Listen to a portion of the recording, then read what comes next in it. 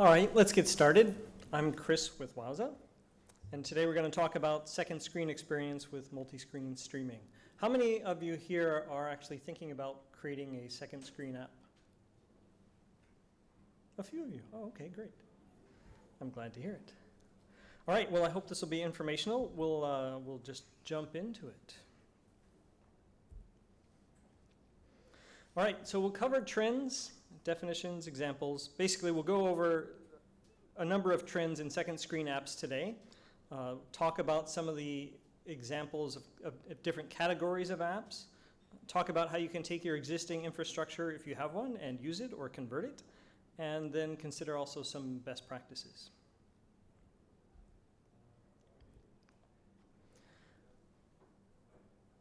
This chart came from a Nielsen cross-platform report they put out almost every quarter. And starting at the top middle, it's showing that 85% of users are using a tablet or a smartphone on a monthly basis as a second screen, or as a simultaneous usage, as they put it, which we'll get into definitions of second screen in a little bit. But effectively, folks are sitting down at least once a month with that second device in their hands and sitting in front of a television while it's on. Or 62% multiple times per week, and 39% of those folks on a daily basis sitting down with that second device. Another Nielsen report from a different quarter estimated the UK usage at about 79% monthly. These numbers up here are for the US.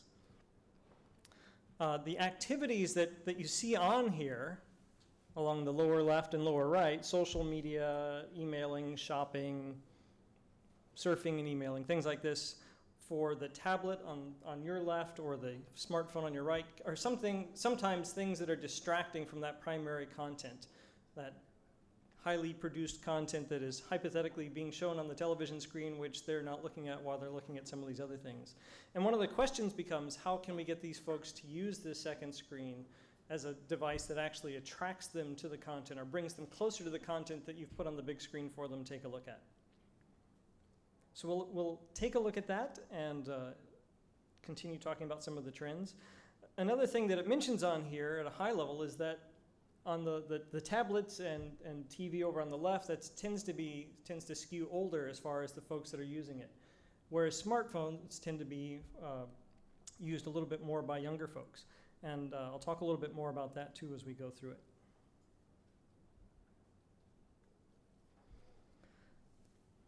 So age does matter. This chart is talking specifically about how folks use phones and the different age ranges. And starting at the left, 18 to 24-year-olds, and working our way across to the right to 65 plus. So in general, I think one of the reasons behind this is that the younger you are, the more likely you are to have a smartphone versus a legacy type feature phone. And you're likely to carry it around with you all the time because you're texting friends and checking email and things like that. As a counterpoint, my father does not like smartphones. He has a feature phone, and he'd rather sit down with that tablet, which has a bigger screen area, and sit down and use that. So that's sort of the other end of the spectrum.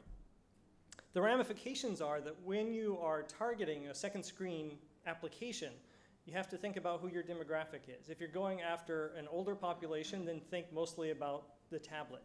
If you're going after a really young population, 18 to 24-year-olds, then smartphone might be the thing that you would want to focus on first, because that's probably the device that those folks are going to be using.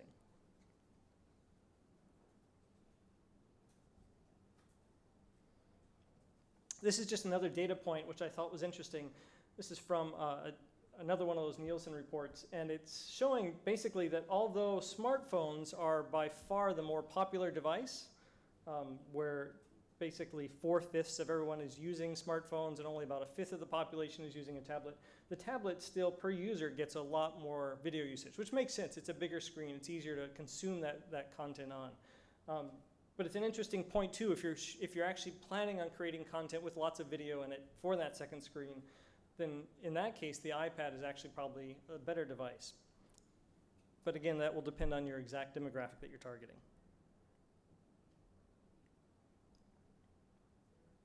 So let's look at the activities that people are actually using or doing, engaging in while they're in front of that TV with that device.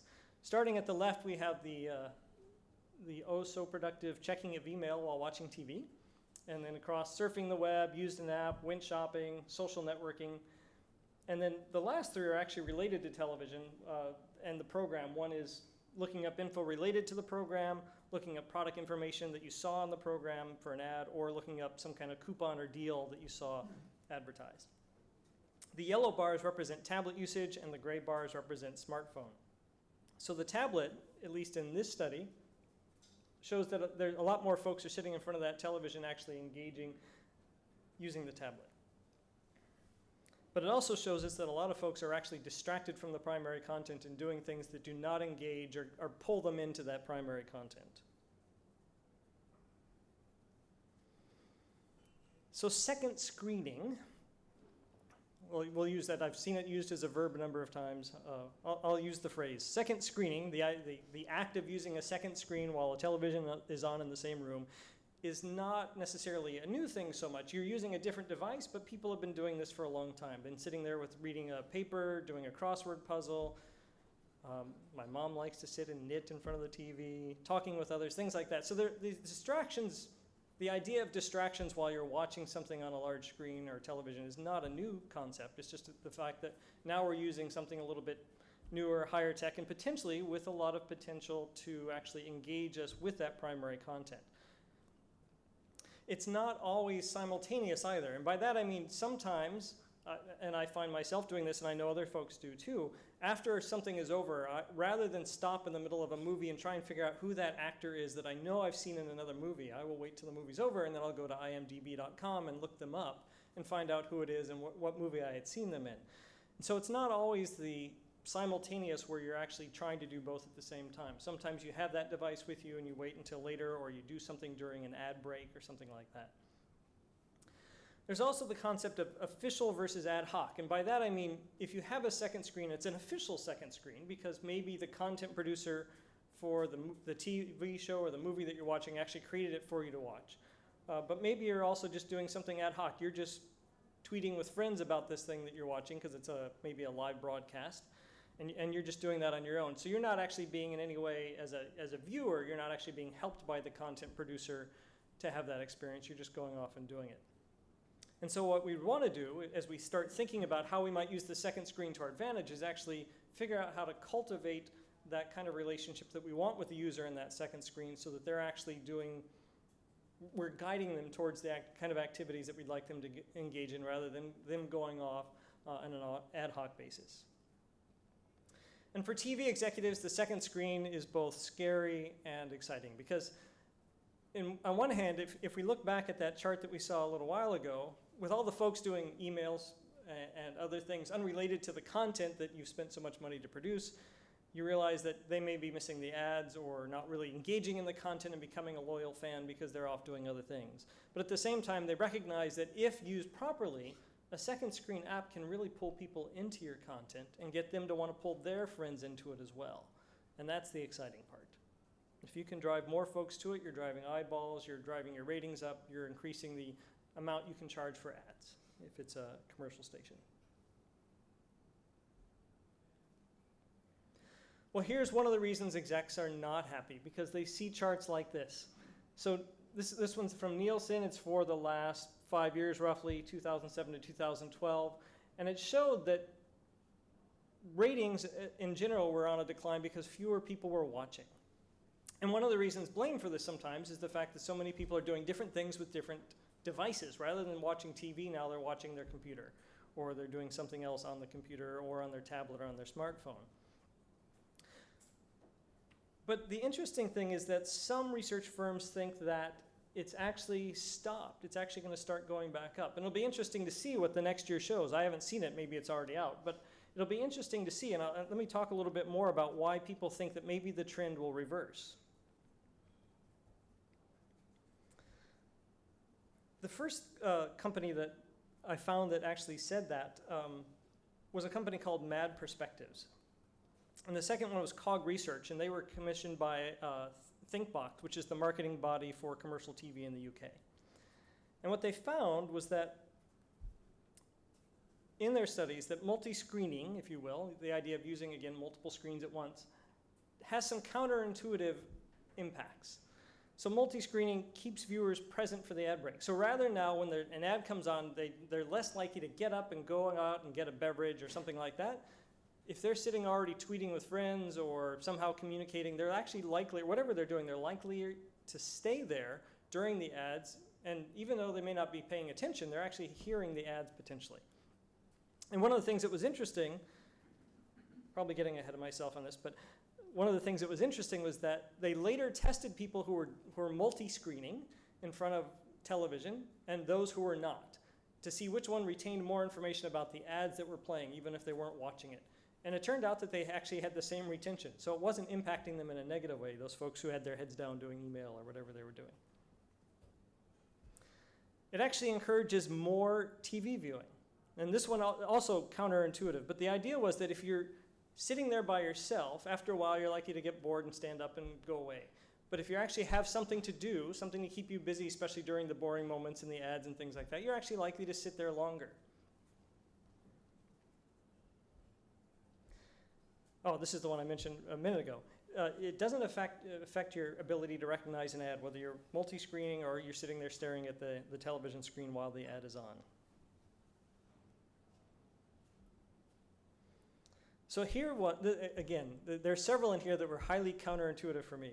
It brings people closer to TV. Now, to me, that was just not something that made a lot of sense, because if I'm sitting there doing email, how am I getting closer to that programming? But the idea is that if you're staying around longer, and if at the same time potentially you're going to imdb.com or trying to figure out who that actor is, you're actually sort of emotionally engaging a little bit more in the content or the history or the context of that content that you're watching. And as you do that, you become more sort of loyal to it, you get more interested in it, you actually know more about it, and you may tell your friends about it, and in that sense you're just building more and more of an investment in that property or that brand or that series or however you want to look at it. And by doing so, you actually are more likely to come back and watch it again the next time. And again, another counterintuitive one, that having multiple screens going at the same time actually encourages families to sit down and watch television together. And that was the logic. It was thrown for a minute until I actually read through the logic. And the logic was this. Typically today, parents will sit down, potentially watch some programming. The kids may not be interested. They may say, yeah, I'm going to go play with my friends. I'm going to go do something on the computer upstairs. But if they have a device and they can sit there and it's like, well, it's okay content. I'll sit down and I'll tweet my friends. Now they're actually going to stick around more because they have something else to do when it gets boring. And at the same time, though, they're hanging out with you as the parent, potentially, if you're the parent in this case. And so the interesting thing that happened was that the families were sitting down more together when they were in front of the TV because they had something else to do during the boring moments. And in general, multi-screening, especially now as devices are more accessible as opposed to lugging around a desktop PC and aligning it so you can see the television screen from wherever that is, more and more it's just coming into the living room. People will pick up their device or pull it out of their pocket and sit down in front of that television and turn it on. And one of the interesting questions that we have to consider is, what is the primary screen? I had a friend I was telling about this, that I was going to come and do this session, and her immediate reaction was, well, why isn't my phone my primary screen? Because when I turn on the TV, it's just so I have some background noise while I'm checking my email. It's not really the other way around. But in general, for the purposes of this discussion, the primary screen is going to be the TV.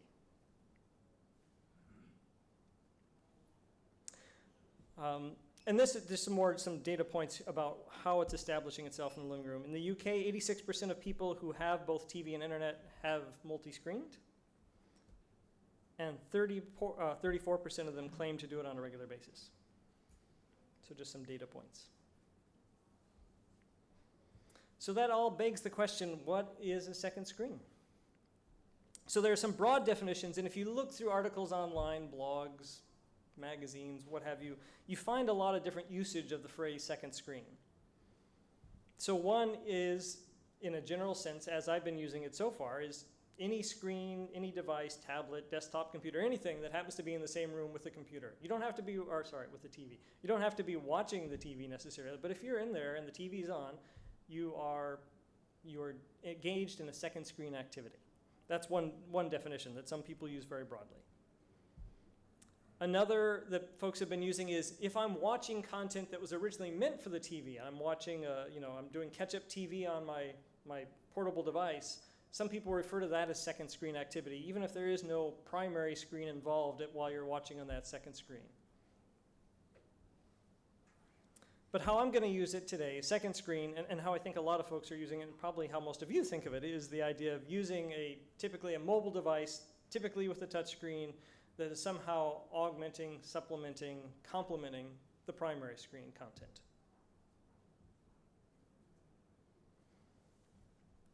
So let's go back. This is the chart that I had up earlier. Remember, we have lots of folks surfing the web and doing email over in the left there. And we have to think within the context of that definition of second screen now, how does that make us think about some of these data points? And what I would say is that there's still a lot of wasted time going on unrelated to second screen activity, as we've defined it, as supplementing the primary screen. But it's possible that if you're using an app and that app happens to be related somehow to the content, or it's the IMDb app and you're looking up something, maybe there is some way that using an app is related to the primary content. Not likely, but maybe. And maybe the social networking is because you're tweeting or on Facebook or something to talk about what you're watching on the television with some of your friends. So that's possible. These last three are probably all related to TV and to the primary content, so we can say that those are second screen activities by our definition, because they're all related to that primary content. Now, at the other end of the spectrum, studies have been done showing what folks are actually, or how they're spending their time if they actually go specifically looking out information about the television program and they find the TV website. So maybe there's a series that you like, and you go to the web page for that series, and the question was, how are you spending your time when you're on that web page? So 70% of the folks were actually going and just finding content that they hadn't seen, so watching it on demand, probably catch-up TV. 67% were just looking for the broadcast schedule, because not many folks, when I was growing up, there was a paper TV guide that came in the newspaper, and my question is, how many people have seen a paper TV guide recently, and secondly, how many of you have actually gotten a newspaper recently? Probably not many. And so most people just go online now when they want to find out when a show is going to play. 27% were actually connecting to social media sites through that website. So, the site had some kind of integration with Twitter or Facebook or Google+. And so they were interacting that way with other folks who were potentially watching the same content or looking through the content on that website. Some are reading blogs, perhaps by the cast, by the actors, the production crew, about perhaps what was coming up in the next episode. And the interesting part for us, perhaps, is not the playing games at the bottom, the 13%, but the 15% that were actually watching content that was synchronized to the primary screen. So they have this website open, and it has supplemental content that is now synchronized to the primary content that's being watched on the TV. So that you have this definite one-to-one relationship between second screen and first screen and what's happening on the two, and tying them together so that you have a unified experience across both.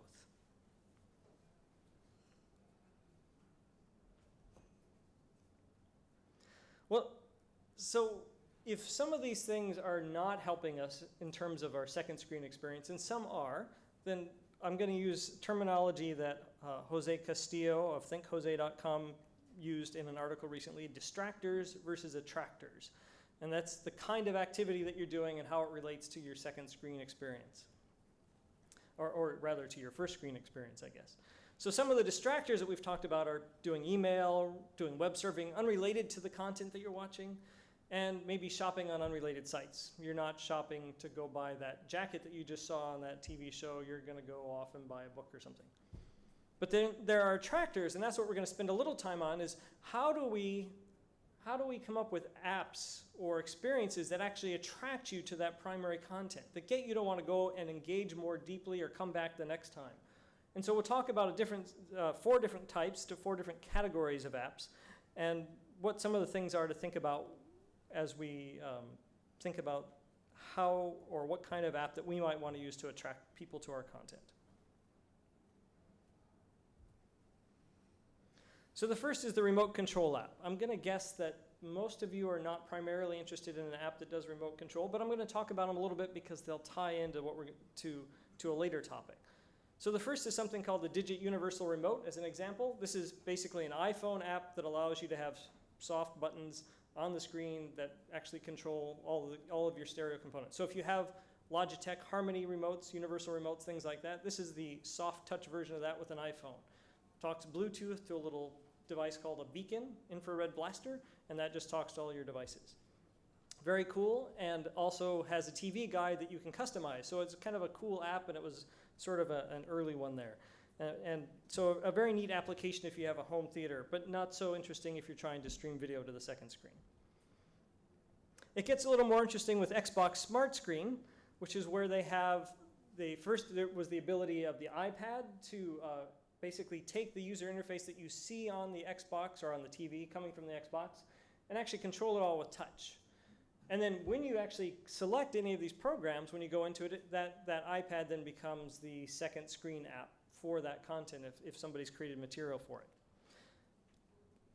And of course, more recently with Windows 8 and the Surface tablet now, the focus is more on the Surface than on the iPad, but you can still get the iPad app as well.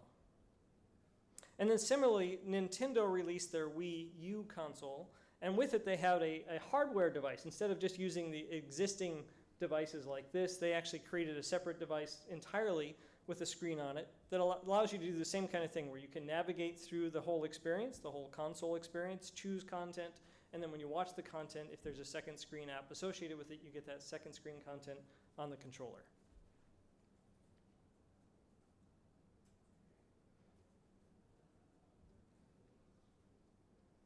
All right, the second type is the social network app. And this is all, I think we all know these. Basically, having this capability of whether it's in a separate app or you just going directly to twitter.com and engaging with your friends about a certain topic and using certain hashtags in order to get folks to see your comments about a certain show. It's really just that kind of social networking engagement. So it's pretty straightforward. The third type is the companion app. And this is where you actually have content that is specifically created for your primary content on the big screen. And it's usually created by the same people who've created that content. So if you created a television program, you might also create a companion app for your audience to engage with on the second screen. And so that might have curated social feeds, it might have synchronization, and by that I mean the second screen aligns with the first screen and certain things happen on the second screen to match what's going on the first screen.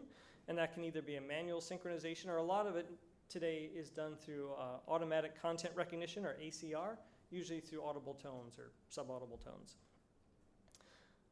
Can also be done through Wi-Fi or manually synchronizing, but there are a lot of tools out there for synchronizing a second screen app to that first screen. But there are also typically photos of the cast. There will be videos like previews and teasers. There'll typically be also gamification, the idea that if you come back and you come often enough or you find enough things around the site that you actually get points for it and you get rewarded, so you sort of have that, all right, I did something and I get a reward. I'm going to come back and do it some more. It's to encourage you to stay on the site as long as possible. There are also sometimes ads, either related to the program itself or related to content that you've seen in the program. There may also be statistics, especially if it's related to a sporting event. You may see a bunch of stats, and we'll actually look at some in a few minutes. Or biographies of the cast. On a companion app too, you often have schedules. Since this app is specifically for the content that you're watching, there will often be schedules saying if you're in this zip code or this area, this is when you will be able to watch this content on this channel. You'll actually be able to set reminders, typically. Often you'll be asked to fill out a poll. Do you think John killed Martha? You know, that kind of thing. Just basically to get you engaged, so you're not just sitting there passively. You're actually doing something that sort of gets you to buy into what's happening on the screen. And then, of course, social feeds. They're not always there. On some apps you won't find those, but where you do have them, they can be pretty useful, so you can engage with the other friends, especially for live content or linear content, so that you and your friends on that social network can have that sort of shared experience, even if you're not in the same room. And so there's a list here of some of the examples.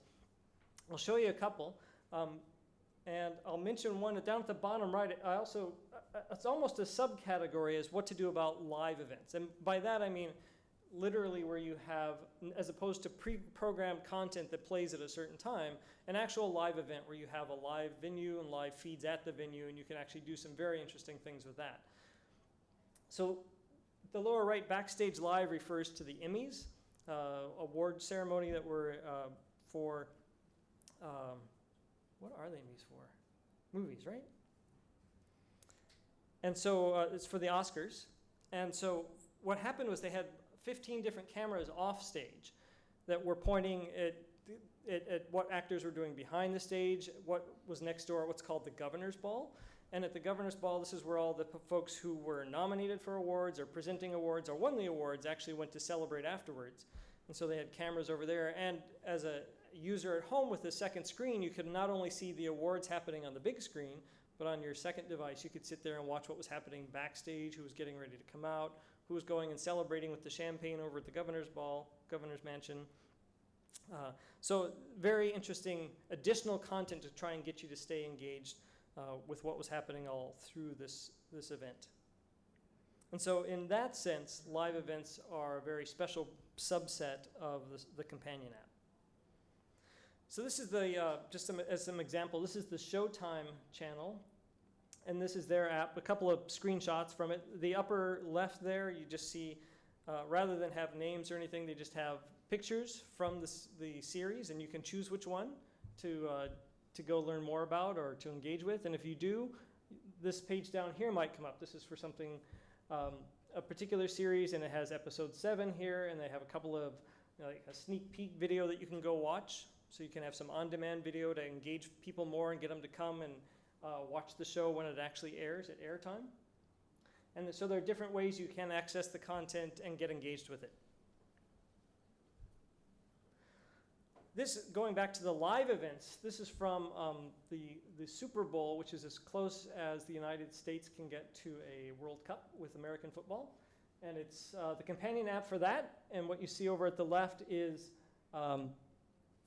there's some Twitter feed, and there's also a Q&A section on a different tab there, so you can actually be asking questions of folks on the team or the coaching staff. There are also commercials. So with the Super Bowl, because the advertising for the Super Bowl tends to cost something like $4 million a minute, people create some very creative advertising, and as a result, the ads are actually fairly interesting. And so some people will watch just for the ads, even if they don't like the sports. And so you can actually go back and watch the commercials again, so you can replay the commercials. They're across the top of the main screen here is the live feed, but across the top, you could actually choose which camera you wanted to watch. Do you want to watch the main feed? Do you want to watch the, what they were calling off, I guess sort of internally they were calling the subservient chicken view, is where they actually send a camera operator out, and wherever the fans tell the camera operator to go around the stadium, that person goes and then takes footage and feeds it out. But now I think it's called the fan choice option here. There's the all 22, which is where you can actually have the wide panned out view and see all 22 players at once from sort of an overhead angle, so you can actually get a sense for how the play is evolving better than you normally can with some of the close-up shots. So basically you have a whole different way of watching the content than just that main view that you get from the television. You actually get to choose which view you want to have. And you can also go over to the left there and see all the stats about the game so far, or that particular player that you're looking at. You could also go back in the live stream with DVR controls and see instant replays and things like that too. So you had some very full control, just as if you had a DVR device there, except now you're doing it all on the second screen while the live play continues on your main screen. So you don't necessarily have to miss one thing in order to do the other. And then similarly for the Champions League, Sky Sports put out an additional update. So and I'm guessing some of you probably saw. How many of you actually used this, tried this out during Champions League? Any of you? No? Okay. Okay. So the app already had a live football stream and a split screen view and player profiles and live stats. But what they added were each of those white boxes there represents a different camera angle around the field.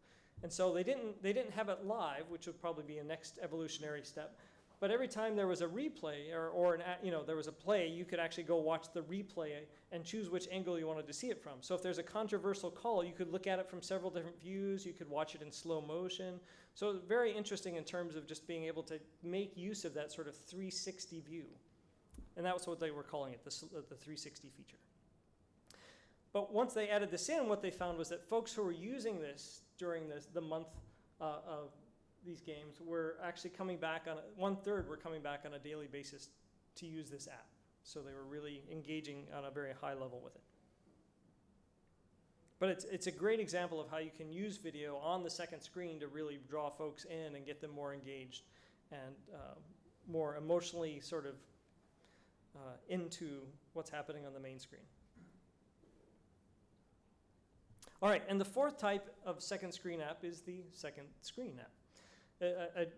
I'm not quite sure why this one gets to be called second screen and the others don't, but it's the way to describe it is really third parties are creating applications that work across different channels and different properties. So different broadcasters may say, I want to work with you because you've already created this full infrastructure for me.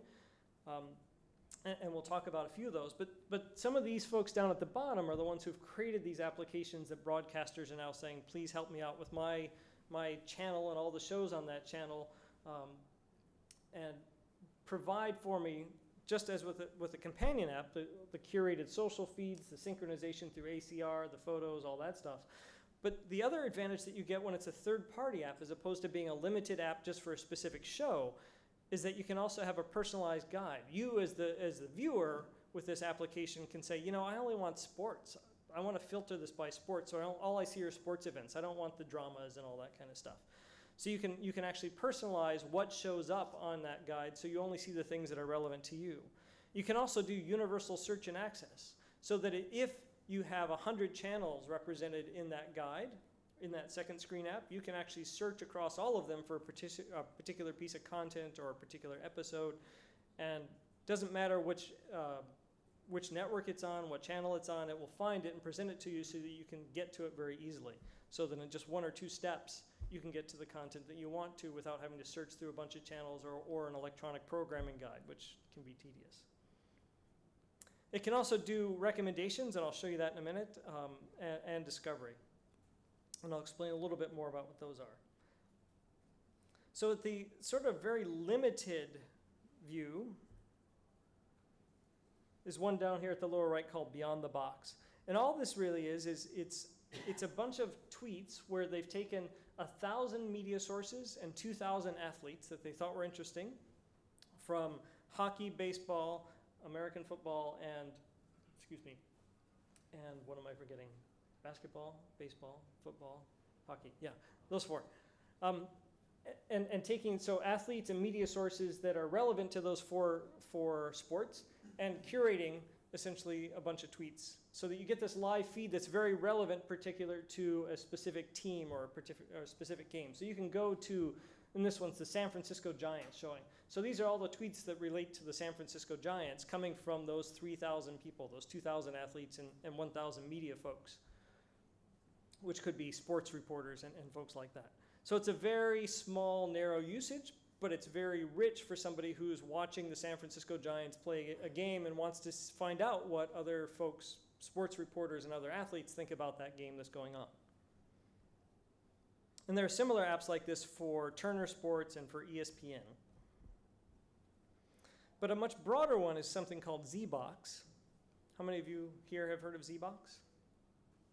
Okay, about half. All right. So ZBox expires to become the app that broadcasters go to when they want to have a companion app, but they don't want to build their own. That's what ZBox would aspire to do. And so what they have up here, you see, this came off of their web browser version. So they have a web browser version, and they have an Android app and an iPhone app or an iOS app. So this is the TV Pix view that you get by default when you go there. And what it does is it shows you on the upper left the most popular content right now based on how large the audience size is. And sometimes they switch that up and it'll be which audience you see that's got that red bar on it. That's showing what the size of the audience, how many people in relative terms are watching that content now. But sometimes it's also been based on the number of tweets. If for some reason there are 10,000 people tweeting per minute about a particular show, that one may pop up to the top, and that's what you'll see is the most interesting one because there's a lot of buzz around that show at that moment. So they try and draw you in where there's interesting stuff happening, either lots of folks watching or a lot of activity. And so that's that discovery part that I was talking about a minute ago. You may discover new content that you weren't looking for, wouldn't think to look for, they wouldn't actually think to recommend to you just based on what's happening within the community around that content or the numbers of folks watching. But you can also then jump into different channels and you can see different activities and choose different popular content. And then from there you can dive into a particular show. So this is from HBO's Boardwalk Empire, and it has a bunch of content. So there's content up in the upper left talking about how many people are watching the show at this moment, and you can chat with those folks. In the lower left, you have a bunch of extras. So there's on-demand video that you can watch, and there's info and credits about the show, and there are related links if you want to learn more.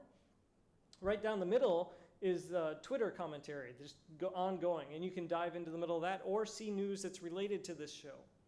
And then over at the right, they have Z tags, which are just keyword tags that allow you to see and jump to immediately categories of content based on how people are tagging what's happening on the primary screen.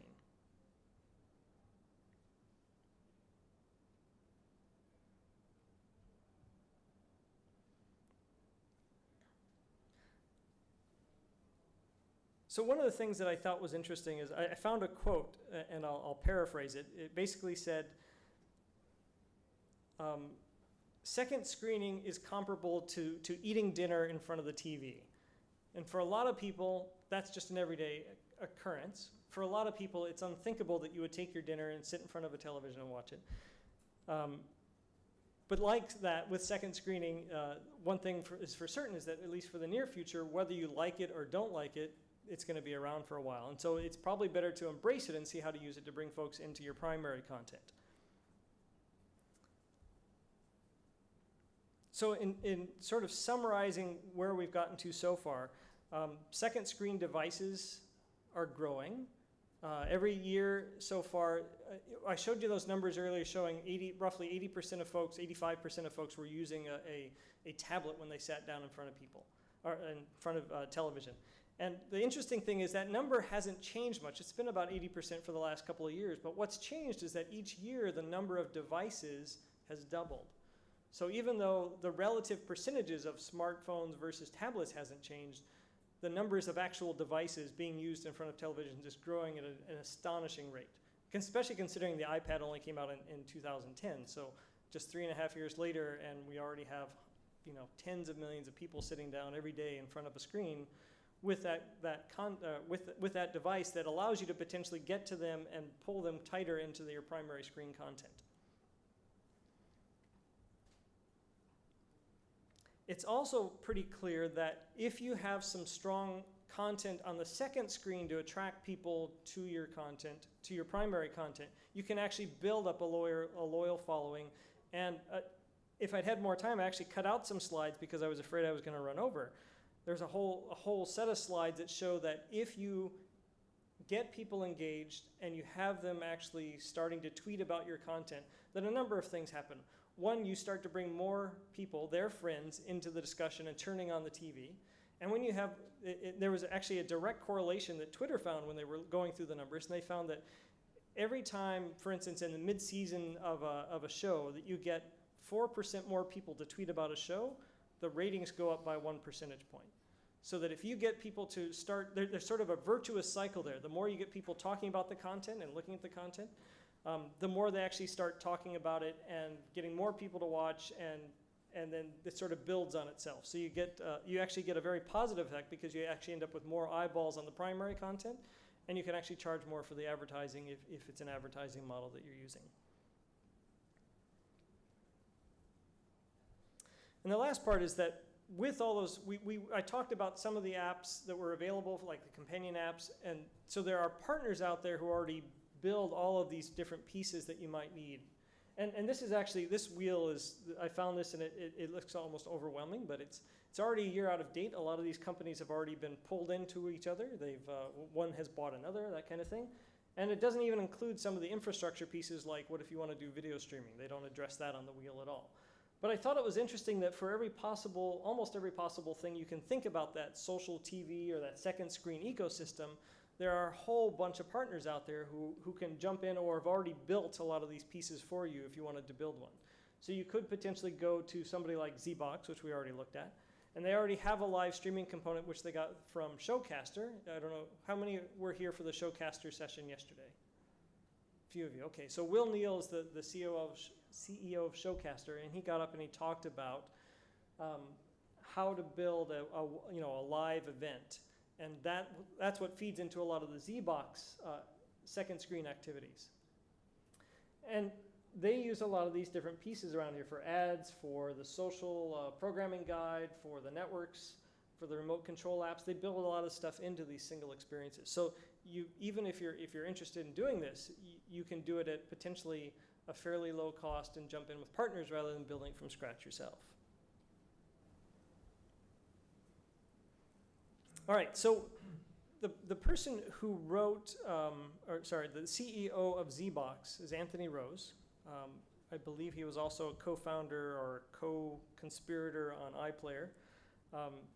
And in his research for ZBox, they came up with 5 different key factors that consumers need in their second screen app that are very powerful.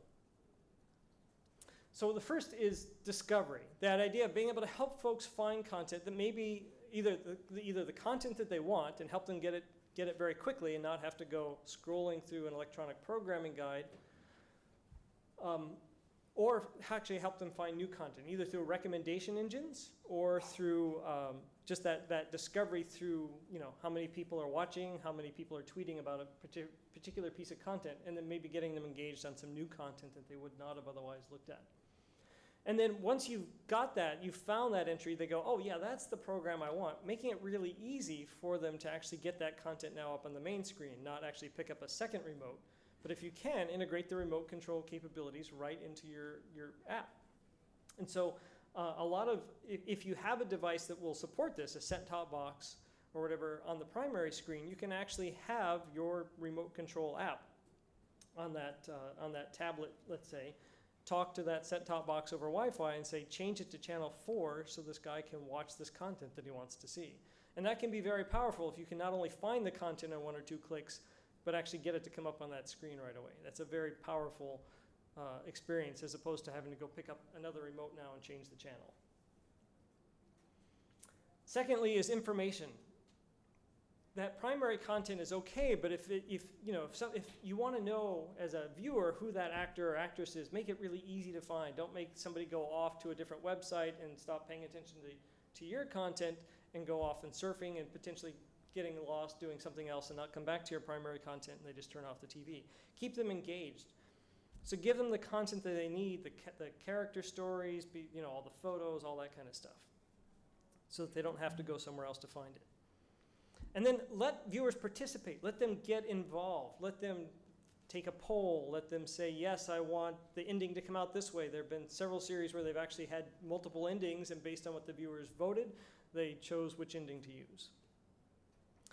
If there's a capability to do shopping, if somebody can shop for something, it's related, it's a cool gadget that's showing on the screen, or it's some clothes, and it happens to be a demographic where folks would be interested in buying clothes, give them the opportunity to say, hey, do you like that jacket that she was just wearing? Maybe you'd like to buy it here. And so there are actually apps out there that do nothing but allow you to have a much better shopping experience around these kinds of primary screen content, where you can have not only maybe what you just saw, but the low-cost alternative of what you just saw. You get different options for purchasing something sort of like what you just saw on the screen.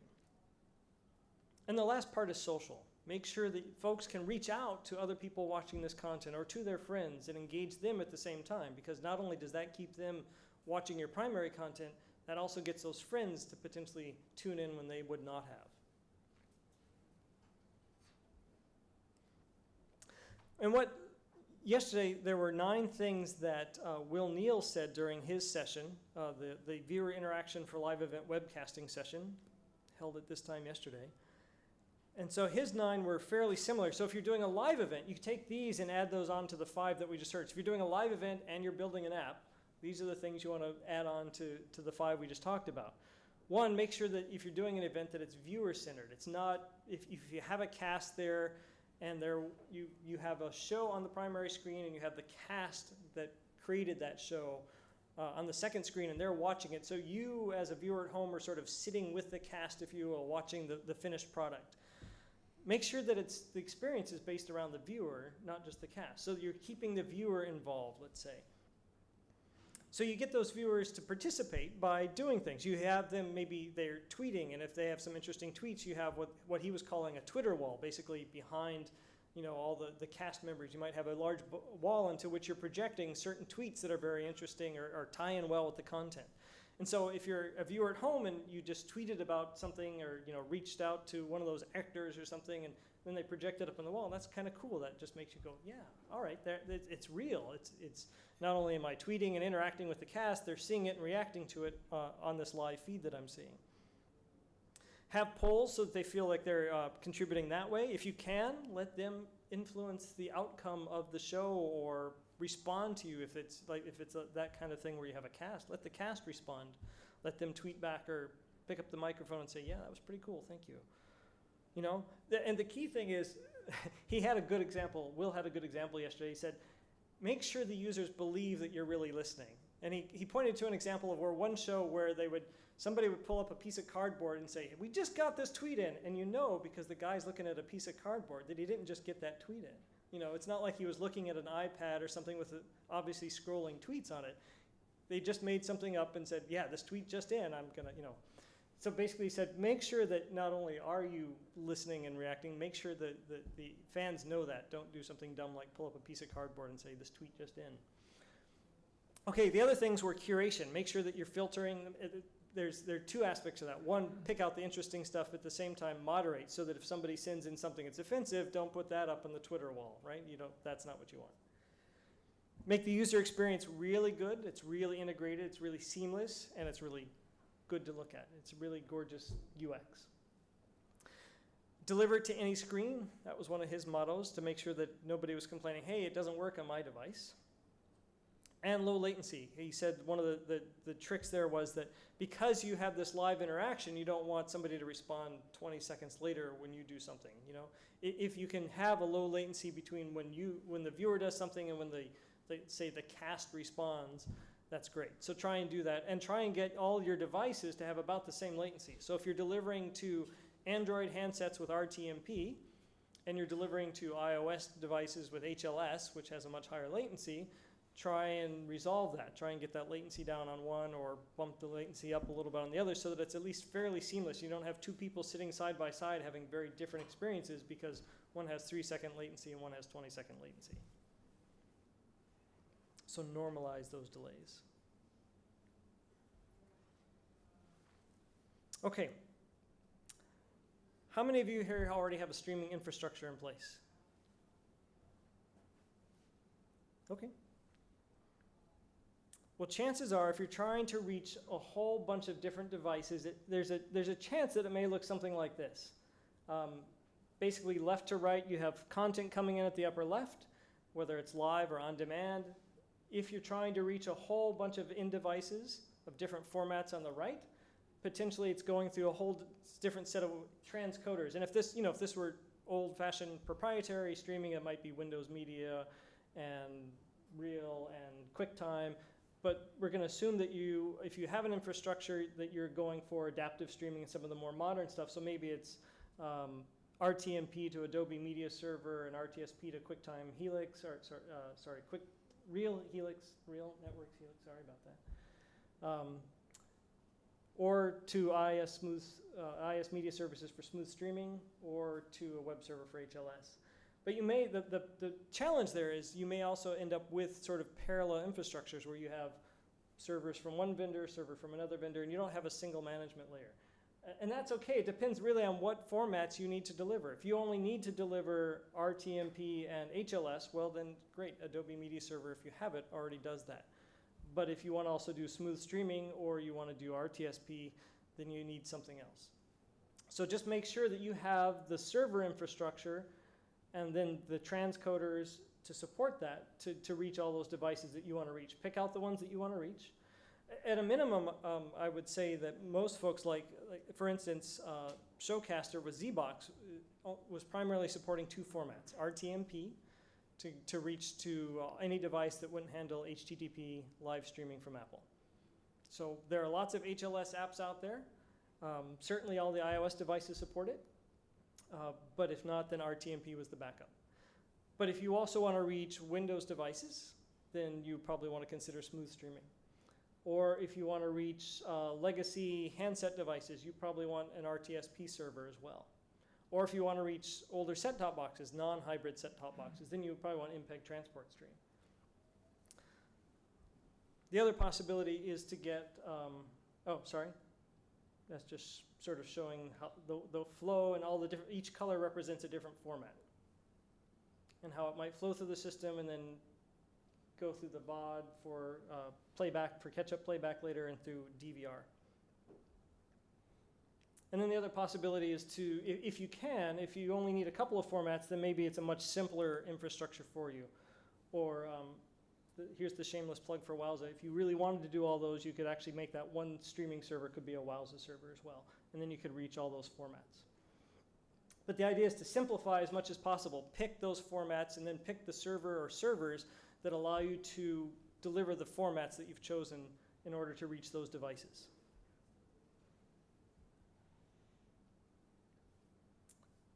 And same deal there. Okay, so best practices. You could, just to be really clear, if you just need to do on-demand delivery and it doesn't have to be live and it doesn't need to have multiple adaptive formats and you don't need deep analytics, then you could probably just do progressive download. And maybe you could do an HTML5 player. But if you need any of those other things, then that's probably not going to be a good option for you, and you probably want to consider doing streaming. If you do stream, as I said, you probably want to do Apple HTTP live streaming, and you probably want to do something like RTMP as your backup. If you need to reach legacy devices, 3GPP devices, or you're reaching out to developing countries, then you also find there a lot of 3GPP devices. You probably want an RTSP server. Dash and HTML5.1 are a very interesting combination. I don't know that we'll see widespread adoption for another year or two, but when they do come, that'll make it very easy to reach probably any browser with one adaptive format. And once that's here, then I would say that's probably a good bet to focus on that, because that'll make things a lot simpler. One of the big questions about that still is whether or not Apple will, although they contributed to the Dash spec, is whether they will actually adopt it.